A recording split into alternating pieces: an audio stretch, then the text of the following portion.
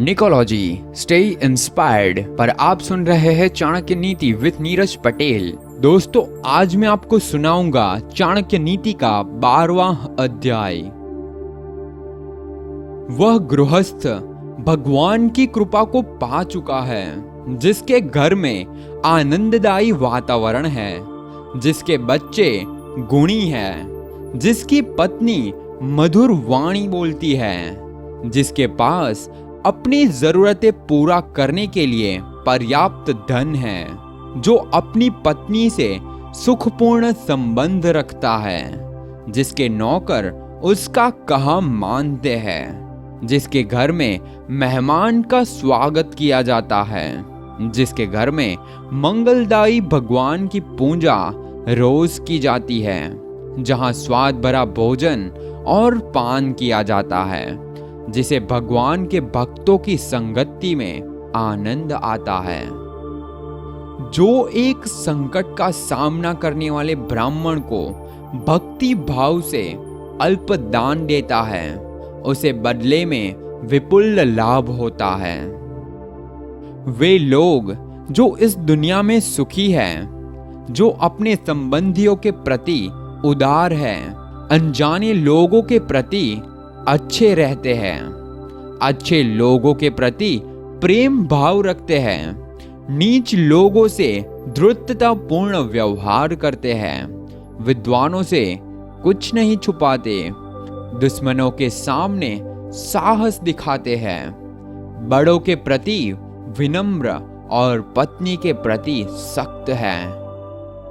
अरे ओ लोमड़ी, उस व्यक्ति के शरीर को तुरंत छोड़ दे जिसके हाथों ने कोई दान नहीं दिया, जिसके कानों ने कोई विद्या ग्रहण नहीं की, जिसके आंखों ने भगवान का सच्चा भक्त नहीं देखा, जिसके पांव कभी तीर्थ क्षेत्रों में नहीं गए, जिसने अधर्म के मार्ग से कमाए हुए धन से अपना पेट भरा और जिसने बिना मतलब ही अपना सर ऊंचा उठा रखा है। अरे ओ लोमड़ी, उसे मत खा, नहीं तो तू दूषित हो जाएगी। धिक्कार है उन्हें जिन्हें भगवान श्री कृष्ण, जो मां यशोदा के लाडले हैं, उनके चरण कमलों में कोई भक्ति नहीं। मृदंग की ध्वनि धिक्तम धिक्तम करके ऐसे लोगों का धिक्कार करती है। वसंत ऋतु क्या करेगी यदि बांस पर पत्ते नहीं आते? सूर्य का क्या दोष यदि उल्लू दिन में नहीं दिख सकता? बादलों का क्या दोष यदि बारिश की बूंदें चातक पक्षी की चोंच में नहीं गिरती? उसे कोई कैसे बदल सकता है जो किसी के मूल में है? एक दुष्ट के मन में सद्गुणों का उदय हो सकता है यदि वह एक भक्त से सत्संग करता है, लेकिन दुष्ट का संग करने से भक्त दूषित नहीं होता। जमीन पर जो फूल गिरता है उससे धरती सुगंधित होती है, लेकिन पुष्प को धरती की गंध नहीं लगती। उसका सही में कल्याण हो जाता है, जिससे भक्त के दर्शन होते हैं। भक्त में तुरंत शुद्ध करने की क्षमता है। पवित्र क्षेत्र में तो लंबे समय के संपर्क से शुद्धि होती है। एक अजनबी ने ब्राह्मण से पूछा, बताइए इस शहर में महान क्या है? ब्राह्मण ने जवाब दिया कि खजूर के पेड़ों का समूह महान है। अजनबी ने सवाल किया कि यहाँ दानी कौन है? जवाब मिला कि वह धोबी जो सुबह कपड़े ले जाता है और शाम को लौटाता है। प्रश्न हुआ, यहाँ सबसे काबिल कौन है? जवाब मिला, यहाँ हर कोई दूसरे का द्रव्य और दारा हरण करने में काबिल है। प्रश्न हुआ कि आप ऐसी जगह रह कैसे लेते हो? जवाब मिला कि जैसे एक कीड़ा एक दुर्गंध युक्त जगह पर रहता है। वह घर जहां ब्राह्मणों के चरण कमल को धोया नहीं जाता, जहां वैदिक मंत्रों का जोरों से उच्चारण नहीं होता और जहां भगवान को और पितरों को भोग नहीं लगाया जाता, वह घर एक शमशान है। सत्य मेरी माता है, आध्यात्मिक ज्ञान मेरा पिता है, धर्मचरण मेरा बंधु है, दया मेरा मित्र है, भीतर की शांति मेरी पत्नी है, क्षमा मेरा पुत्र है। मेरे परिवार में ये 6 लोग हैं। हमारा शरीर नश्वर है, धन में तो कोई स्थायी भाव नहीं है, मृत्यु हरदम हमारे निकट है, इसीलिए हमें तुरंत पुण्य कर्म करने चाहिए।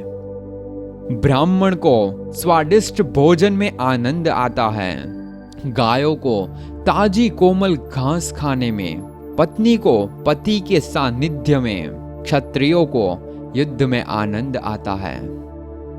जो दूसरे की पत्नी को अपनी माता मानता है, दूसरे के धन को मिट्टी का ढेला, दूसरे के सुख दुख को अपने सुख दुख, उसी को सही दृष्टि प्राप्त है और वही विद्वान है।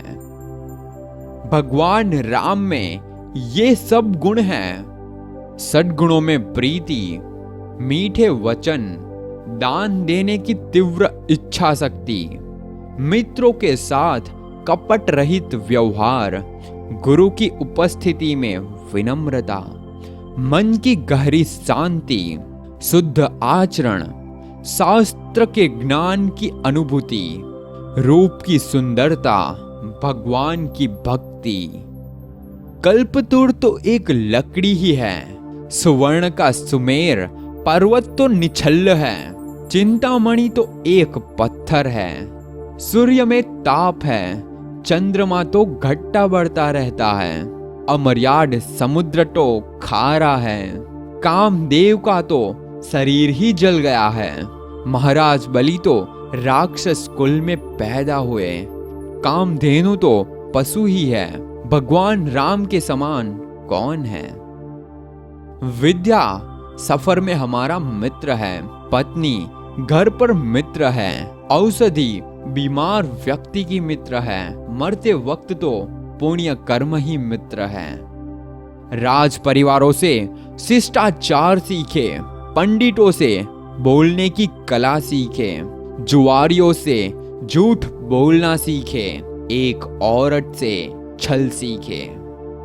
बिना सोचे समझे खर्च करने वाला नटखट बच्चा जिसे अपना घर नहीं, झगड़े पर आमदा आदमी, अपनी पत्नी को दुर्लक्षित करने वाला जो अपने आचरण पर ध्यान नहीं देता, ये सब लोग जल्द ही बर्बाद हो जाएंगे। एक विद्वान व्यक्ति को अपने भोजन की चिंता नहीं करनी चाहिए, उसे सिर्फ अपने धर्म को निभाने की चिंता होनी चाहिए। हर व्यक्ति का भोजन पर जन्म से अधिकार है। जिसे दौलत, अनाज और विद्या अर्जित करने में और भोजन करने में शर्म नहीं आती, वह सुखी रहता है। बूंद बूंद से सागर बनता है, इसी तरह बूंद बूंद से ज्ञान, गुण और संपत्ति प्राप्त होते हैं। जो व्यक्ति अपने बुढ़ापे में भी मूर्ख है, वह सचमुच ही मूर्ख है। उसी प्रकार जिस प्रकार इंद्र वरुण का फल कितना भी पके मीठा नहीं होता। तो दोस्तों, ये था चाणक्य नीति का 12वां अध्याय। अगर आपको ये वीडियो पसंद आया तो प्लीज इसे लाइक कीजिए और अपने दोस्तों के साथ शेयर जरूर कीजिए और इस चैनल को सब्सक्राइब जरूर कर लीजिए, क्योंकि मैं ऐसे ही वीडियो आपके साथ शेयर करता रहूंगा। मैं हूं नीरज पटेल और मिलता हूं आपसे अगले वीडियो में। तब तक के लिए stay inspired and stay fearless.